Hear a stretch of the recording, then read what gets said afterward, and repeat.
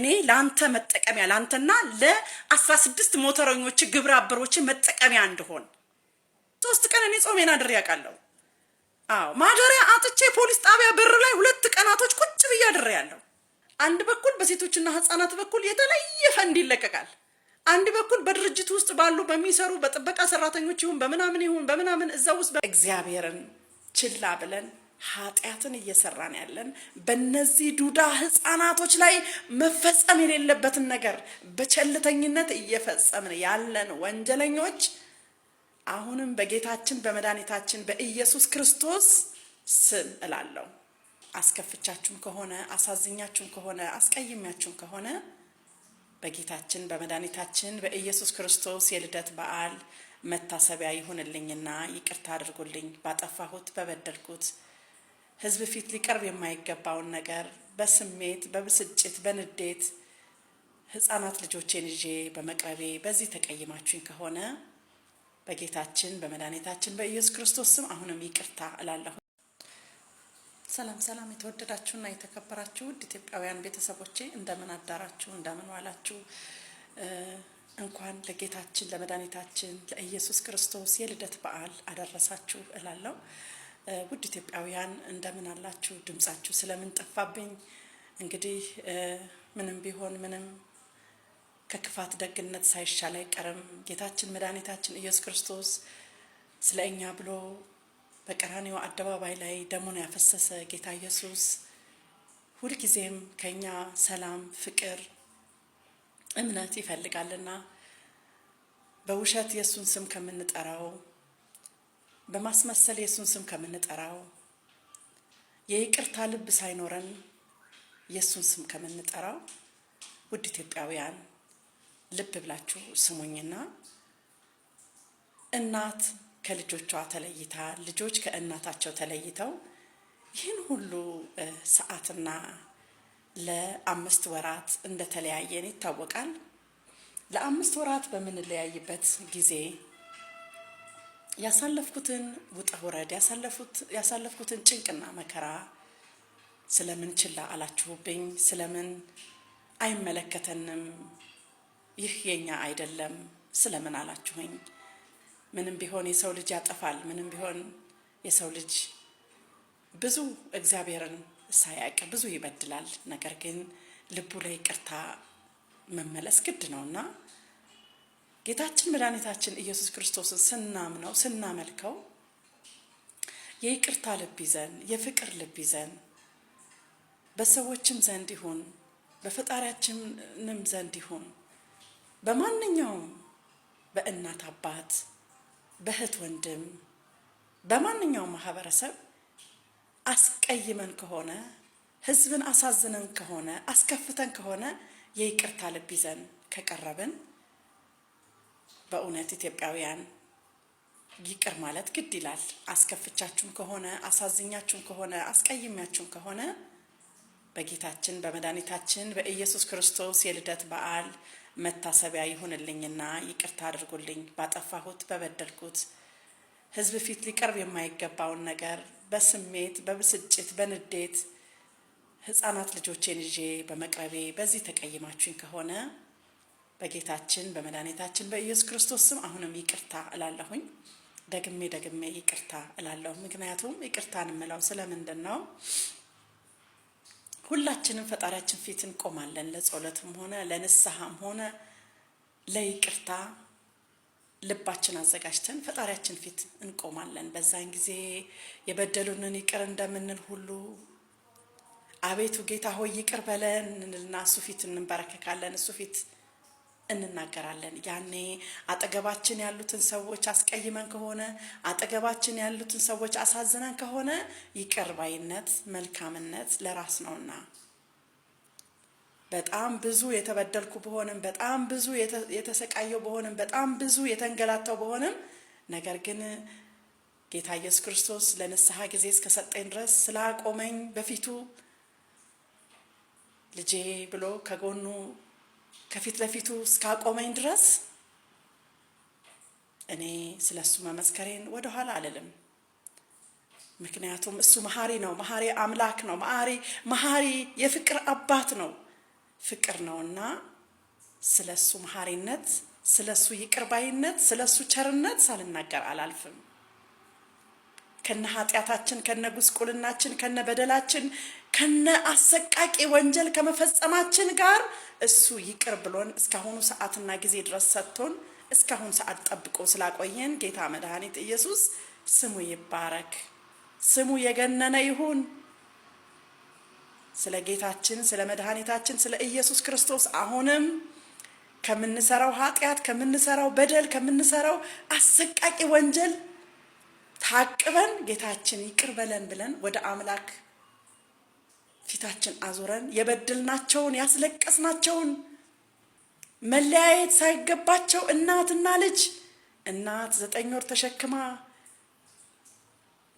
እነሆ ለማማጥ 1 ቀን 2 ቀን አምጣ ደም ፈሷት የወለደቻቸውን ልጆች እንደ ቀላል በማየት እናትና ልጅን በመነጣጠል ሕፃናቶቹን በማስለቀስ እናትየዋን በማስለቀስና በማንከራተት ከዛም ደግሞ የራሳቸውን የሆኑ ሰዎች በማቅረብና የራሳቸውን የሆኑ ሰዎች በማስጠጋት ሕፃናት ልጆቼ ያሉበት ቦታ ላይ ምንም አይነት ያልቆመ የሚፈጸምባቸውን አሰቃቂ የሆነ ወንጀል ያለ ማቋረጥ አሁን ማንም አያየኝም፣ እናትየዋም የለችም፣ እዚህም ያሉት ሰዎች አዲሶች ናቸው፣ ስለነ ልጆቹ ምንም የሚያውቁት ነገር የለም። ነገር ግን እኔ አሁን የፈለኩትን አይነት ወንጀል መፈጸም እችላለሁ፣ እግዚአብሔር አያየኝም ብለን እግዚአብሔርን ችላ ብለን ኃጢአትን እየሰራን ያለን በእነዚህ ዱዳ ሕፃናቶች ላይ መፈጸም የሌለበትን ነገር በቸልተኝነት እየፈጸምን ያለን ወንጀለኞች አሁንም በጌታችን በመድኃኒታችን በኢየሱስ ክርስቶስ ስም እላለሁ፣ ሕፃናት ልጆቼ ያላቸው ያለም መድኃኒት ኢየሱስ ክርስቶስና የኢትዮጵያ ሕዝብ እንዲሁም ደግሞ በሰላም የሕፃናት ማሳደጊያ ድርጅት ውስጥ ያሉ እናት አባቶች ቤተሰቦቻቸው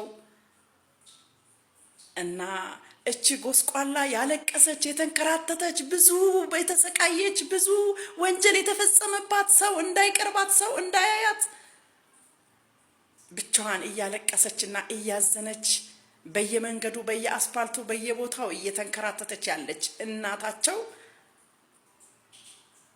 ከሷ በስተቀር ማንም የላቸውም እነዚህ ዱዳ ሕፃናቶች። ስለዚህ ሁልጊዜም ይቅር ባይ ብንሆን፣ ሁልጊዜም ወንጀላችን አቁመን ወደ እግዚአብሔር ብንዞር እግዚአብሔር የምንፈልገውን ነገር ሁሉ ያደርግልናል። በጌታችን በመድኃኒታችን በኢየሱስ ክርስቶስ ኃጢአታችን ይብቃ፣ በደላችን ይብቃ፣ መኮነናችን ይብቃ፣ ማሰቃየታችን ይብቃ፣ ሰውን ማንከራተታችን ይብቃ። እስከ መቼ ነው? እስከ መቼ ነው እቺ ምድር ከነ በደላችን ከነ ኃጢአታችን ከነ ቆሻሻችን ተሸክማ ይዛናለች?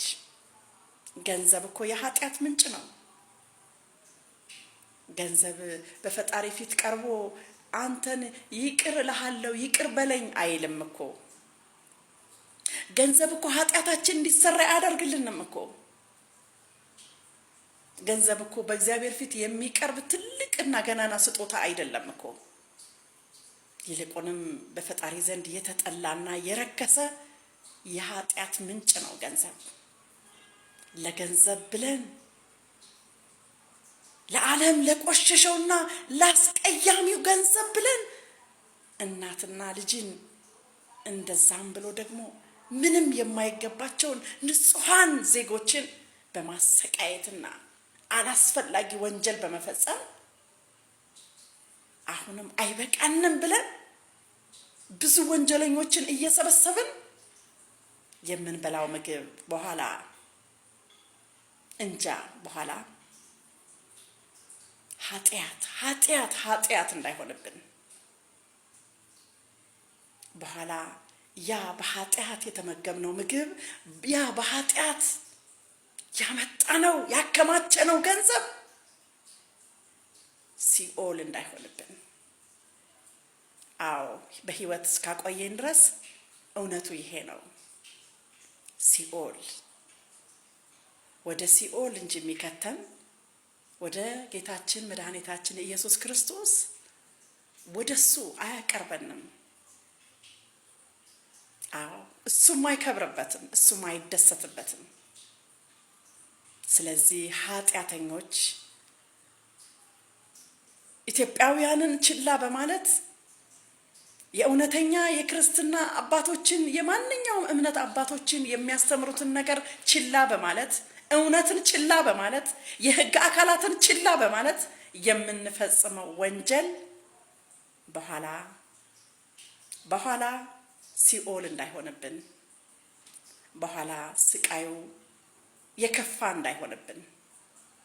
አዎ ከሰውማ ተደብቀናል፣ ከሕግ አካላቶችማ ተደብቀናል፣ ከሴቶችና ሕፃናት ተደብቀናል። ነገር ግን ከእግዚአብሔር እንዴት እንደበቅ ይሆን? ከአምላካችን እንዴት እንደበቅ ይሆን? አደራ አደራ አደራ እላለሁ። አደራ ሕፃናት ልጆቼን አደራ። ሰላም ሰላም፣ የተወደዳችሁና የተከበራችሁ ውድ ኢትዮጵያውያን ቤተሰቦቼ እንደምን አዳራችሁ? እንደምን ዋላችሁ? እንኳን ለጌታችን ለመድኃኒታችን ለኢየሱስ ክርስቶስ የልደት በዓል አደረሳችሁ እላለሁ። ውድ ኢትዮጵያውያን እንደምን አላችሁ? ድምጻችሁ ስለምን ጠፋብኝ? እንግዲህ ምንም ቢሆን ምንም ከክፋት ደግነት ሳይሻል አይቀርም። ጌታችን መድኃኒታችን ኢየሱስ ክርስቶስ ስለ እኛ ብሎ በቀራንዮ አደባባይ ላይ ደሙን ያፈሰሰ ጌታ ኢየሱስ ሁልጊዜም ከኛ ሰላም፣ ፍቅር፣ እምነት ይፈልጋልና በውሸት የሱን ስም ከምንጠራው፣ በማስመሰል የሱን ስም ከምንጠራው፣ የይቅርታ ልብ ሳይኖረን የሱን ስም ከምንጠራው ውድ ኢትዮጵያውያን ልብ ብላችሁ ስሙኝና እናት ከልጆቿ ተለይታ ልጆች ከእናታቸው ተለይተው ይህን ሁሉ ሰዓትና ለ5 ወራት እንደተለያየን ይታወቃል። ለ5 ወራት በምንለያይበት ጊዜ ያሳለፍኩትን ውጣ ውረድ ያሳለፍኩትን ጭንቅና መከራ ስለምን ችላ አላችሁብኝ? ስለምን አይመለከተንም? ይህ የኛ አይደለም ስለምን አላችሁኝ? ምንም ቢሆን የሰው ልጅ ያጠፋል። ምንም ቢሆን የሰው ልጅ ብዙ እግዚአብሔርን ሳያውቅ ብዙ ይበድላል። ነገር ግን ልቡ ላይ ይቅርታ መመለስ ግድ ነውና ጌታችን መድኃኒታችን ኢየሱስ ክርስቶስን ስናምነው ስናመልከው የይቅርታ ልብ ይዘን የፍቅር ልብ ይዘን በሰዎችም ዘንድ ይሁን በፈጣሪያችንም ዘንድ ይሁን በማንኛውም በእናት አባት በእህት ወንድም በማንኛውም ማህበረሰብ አስቀይመን ከሆነ ሕዝብን አሳዝነን ከሆነ አስከፍተን ከሆነ የይቅርታ ልብ ይዘን ከቀረብን በእውነት ኢትዮጵያውያን ይቅር ማለት ግድ ይላል። ደግሜ ይቅርታ እላለሁ። ምክንያቱም ይቅርታን የምለው ስለምንድን ነው? ሁላችንም ፈጣሪያችን ፊት እንቆማለን። ለጸሎትም ሆነ ለንስሐም ሆነ ለይቅርታ ልባችን አዘጋጅተን ፈጣሪያችን ፊት እንቆማለን። በዛን ጊዜ የበደሉንን ይቅር እንደምንል ሁሉ አቤቱ ጌታ ሆይ ይቅር በለን እንልና እሱ ፊት እንበረከካለን፣ እሱ ፊት እንናገራለን። ያኔ አጠገባችን ያሉትን ሰዎች አስቀይመን ከሆነ አጠገባችን ያሉትን ሰዎች አሳዝነን ከሆነ ይቅር ባይነት መልካምነት ለራስ ነውና በጣም ብዙ የተበደልኩ በሆንም በጣም ብዙ የተሰቃየው በሆንም በጣም ብዙ የተንገላታው በሆንም ነገር ግን ጌታ ኢየሱስ ክርስቶስ ለንስሐ ጊዜ እስከሰጠኝ ድረስ ስላቆመኝ በፊቱ ልጄ ብሎ ከጎኑ ከፊት ለፊቱ እስካቆመኝ ድረስ እኔ ስለሱ መመስከሬን ወደ ኋላ አልልም። ምክንያቱም እሱ መሐሪ ነው፣ መሐሪ አምላክ ነው፣ መሐሪ የፍቅር አባት ነው፣ ፍቅር ነውና ስለሱ መሐሪነት፣ ስለሱ ይቅርባይነት፣ ስለሱ ቸርነት ሳልናገር አላልፍም። ከነ ኃጢአታችን ከነ ጉስቁልናችን ከነ በደላችን ከነ አሰቃቂ ወንጀል ከመፈጸማችን ጋር እሱ ይቅር ብሎን እስካሁኑ ሰዓትና ጊዜ ድረስ ሰጥቶን እስካሁን ሰዓት ጠብቆ ስላቆየን ጌታ መድኃኒት ኢየሱስ ስሙ ይባረክ፣ ስሙ የገነነ ይሁን። ስለ ጌታችን ስለ መድኃኒታችን ስለ ኢየሱስ ክርስቶስ አሁንም ከምንሰራው ኃጢአት ከምንሰራው በደል ከምንሰራው አሰቃቂ ወንጀል ታቅበን ጌታችን ይቅር በለን ብለን ወደ አምላክ ፊታችን አዙረን የበደልናቸውን ያስለቀስናቸውን መለያየት ሳይገባቸው እናትና ልጅ እናት 9 ወር ተሸክማ እነሆ ለማማጥ 1 ቀን 2 ቀን አምጣ ደም ፈሷት የወለደቻቸውን ልጆች እንደ ቀላል በማየት እናትና ልጅን በመነጣጠል ሕፃናቶቹን በማስለቀስ እናትየዋን በማስለቀስና በማንከራተት ከዛም ደግሞ የራሳቸውን የሆኑ ሰዎች በማቅረብና የራሳቸውን የሆኑ ሰዎች በማስጠጋት ሕፃናት ልጆቼ ያሉበት ቦታ ላይ ምንም አይነት ያልቆመ የሚፈጸምባቸውን አሰቃቂ የሆነ ወንጀል ያለ ማቋረጥ አሁን ማንም አያየኝም እናትየዋም የለችም እዚህም ያሉት ሰዎች አዲሶች ናቸው ስለነ ልጆቹ ምንም የሚያውቁት ነገር የለም ነገር ግን እኔ አሁን የፈለኩትን አይነት ወንጀል መፈጸም እችላለሁ እግዚአብሔር አያየኝም ብለን በጣም ይቅርታ ሕፃናት ልጆቼ በሚደርስባቸው ትንኮሳና በሚደርስባቸው መጥፎ አካላዊ ጥቃት ገንዘብ ለማግኘት ነው ወይም ደግሞ ጥቅም ለማግኘት ነው ብላችሁ እኔን የምትወቅሱኝ ውሸታም ናት እቺ ሴት በሐሰትም ደግሞ ይቅርታ ብላ ሁሉ ጠይቃለች በማለት የቤተ ክርስቲያን ሰዎች ነን ብላችሁ የቤተ ክርስቲያንን ነገር ለጥፋችሁ ይቅር በሉኝ ተሳስቼ ነው ውሸቴን ነው ብላ አለች እያላችሁ ድሮ ገና በእይታ ዩቲዩብ ላይ አስታውሳለሁ እይታ ዩቲዩብ ላይ ቀርቤ ይቅርታ አድርጉልኝ ሰዎች የተናገርኩት ነገር ልጄ ምንም ነገር ሳይነግረኝ እኔ ልጆቼንና እኔን እርዱኝ እያልኩኝ በዩቲዩብ ላይ በተደጋጋሚ መጥቻለሁኝ ነገር ግን የልጄን ነገር አላቅም ነበረ ልጄ የደረሰበትን ሰቆቃ አልነገረኝም ነበረ ሚስጥሩን ደብቆ ነበር ከኔ ላይ ዩቲዩብ ላይ የሚቀርበው ሚስጥሩን ደብቆ ነበር ከኔ ላይ እዚህ ጋር አብረን የምንቀርበው ነገር ግን አሁን እውነቱን አውቄያለሁ አሁን እውነቱ ገባኝ ስለ ልጆቼ ጥቃት ሳላቀርቼ ነው ይቅር በሉኝ ብዬ የተናገርኩትን ነገር ሌላውን ነገር ቆርጠው ሌላ ያወራሁትን ነገር ቆርጠው ይቅርታ የምትለዋን ብቻ ቪዲዮ ያችን ብቻ መልእክት ቀንጭበው አውጥተው ይቅርታ እኮ ጠይቃለች ልጆቼ ምንም አልደረሰባቸውም ብላኮ ብላለች እያሉ ህዝብን እያደናበሩ ህዝብን ግራ እያጋቡ ያሉ የቤተ እምነት አገልጋዮች ነኝ የሚሉ ሲታዩ ትልቅ መስለው የሚታዩ ነገር ግን እውነትን ሳይሆን ሐሰትን እያራመዱ ያሉ ህዝብን ግራ የሚያጋቡ ህብረተሰቦች አሉ ነገር ግን ህፃናቱ የደረሰባቸው ትንኮሳና ህፃናቱ የደረሰባቸው ወንጀል ከነናታቸው እውነት ነው አሁን በአሁኑ ሰዓት እኔ ልጆቹ ከኔ ጋር የሉም ልጆቼ ከተለዩ 5 ወር ነው ብያለሁ ህፃናት ልጆቼ ከተለዩኝ በኋላ እሺ ልጠቀምባቸው ከሆነ ልበላባቸው ከሆነ በእነሱ ልነግድ ከሆነ እሺ ህፃናት ልጆቹ አሁን ከኔ ጋር የሉም የሚነግድባቸውም የሚበላባቸውም ወንጀል የሚፈጽመው ግለሰብ እንጂ ሌላ አካል አይደለም የሚነግድባቸው የሚበላባቸው በእነሱ ጉዳይ ጥቅሙን የሚያገኝ ንጹሃን ዜጎችን በማሰቃየትና ንጹሃን ዜጎችን አላስፈላጊ የሆነ መድኃኒት ወይም ደግሞ አላስፈላጊ የሆነ ነገር በመስጠት ሰዎች እንዲታመሙ በማድረግና ሰዎች ያላቸውን አቅም እንዳይጠቀሙ በማድረግ በህፃን ልጅ አማካኝነት መጠቀሚያ መገልገያ መሳሪያ አድርጎ ወንጀል እየፈጸመ ያለው ግለሰብ ነው ይሄን ሁሉ ነገር እያደረገ ያለው ይሄ የማንም ጥፋት አይደለም ነገር ግን ህፃናት ልጆቼ ልጠቀምባቸው ከሆነ አሁን የታሉ ከኔ ጋራ ለምን ዝም አላልኩም እሺ ለምን እውነት ካልሆነ ማለት የምናገረው ነገር ውሸት ከሆነ እስኪ ህፃናት ልጆቼ አሁን እኔ ጋር የሉም በህፃናት ልጆቼ እየተጠቀምኩ ከሆነ ለምን አሁን እንደዚህ ለፈልፋለሁ ለምን እንዲህ ነው ይሄ ነገር ይቁም ህፃንና እናት ልጅ በመነጣጠል አይደለም እውነት የሚገኘው ይልቁንም ህፃናት ልጆቼ ለስንት አላስፈላጊ ለሆኑ ወንጀልን እየደበቁ ላሉ ሰዎች መጠቀሚያ ሆኖ አዎ የሚያገለግሉ እናቶችን የተለያየ ፈንድ አላስፈላጊ የሆነ ህፃናቶች እኮ አላስፈላጊ የሆነ ጥቃት እየደረሰባቸው አላስፈላጊ የሆነ ስቃይ እየደረሰባቸው ነገር ግን የነሱን ደም እየቀዱ ለሌላው ደግሞ ሼር እያደረጉ ሌላውን የተለየ ምግብ እየመገቡ ውሸት እንዲናገሩ እውነትን እንዲደብቁ። እናት ግን እናት ነች።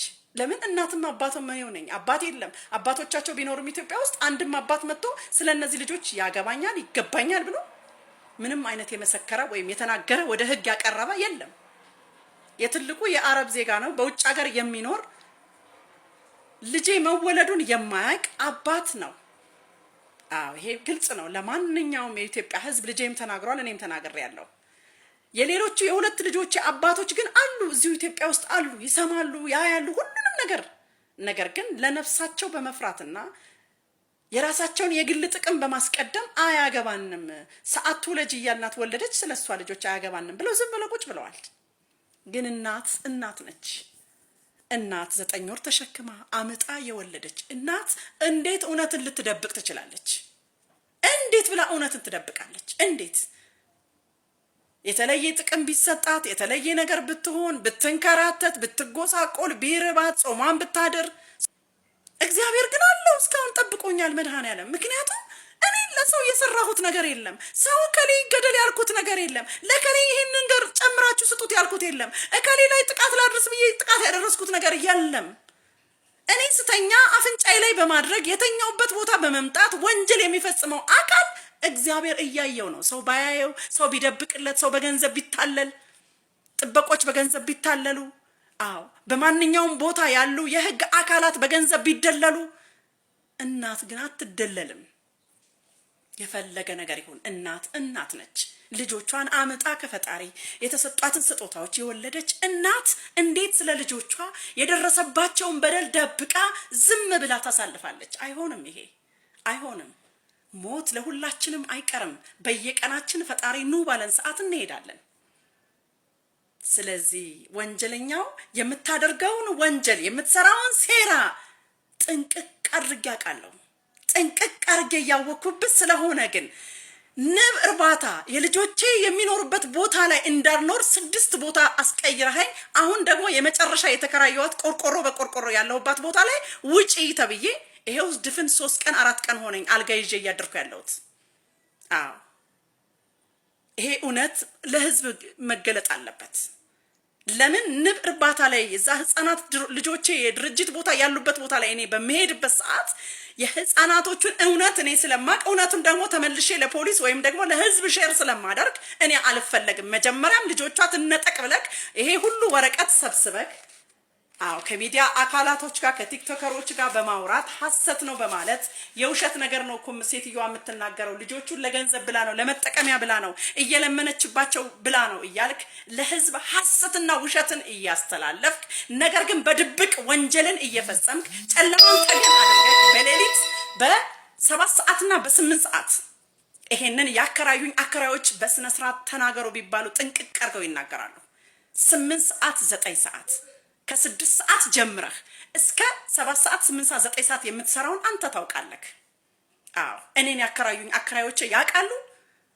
ህፃን ልጄ የሚኖሩበት ድርጅት ውስጥ እየሄድክ ምን እንደምትለው ህፃኑ እናቱን ቀና ብሎ እንዳያየ ከዚህ በኋላ እናትክን ብታይ ከዚህ በኋላ እናትክን ብታናገር እያልክ እየቀጠቀጥክና እያስለቀስክ እሱ ወጥቶ የሆነች ቦታ ላይ ሰው ተደብቆ እንዲያገኝ ወይም እንዲያናግርህ እያደረክ ህፃን ልጄን መጠቀሚያ አድርገህ ያስክ ወንጀለኛ የልጄ አባት አይደለህም፣ የልጄ ወዳጅ አይደለህም፣ የልጄም ጠቃሚም አይደለህም። ልጄን ባጭር ያስቀረህ ህይወቱን ያበላሸክ የልጄና የእናቱ የቤተሰቡ ህይወት እንዲበላሽ ያደረክ በህዝብ ፊት ማስቲካ እንዲታኘኩ አድርገክ ባዶ አድርገክ በህዝብ እንዲጠሉ አድርገክ አይጥ እየገነስክና አላስፈላጊ አሰቃቂ አስማቶችን እየሰራክ እዚህ ደረጃ ያደረስከኝ አንተና አንተ ነህ። በቃ ይሄንን ነገር ለህዝብ ልገልጽ ግድ ይለኛል።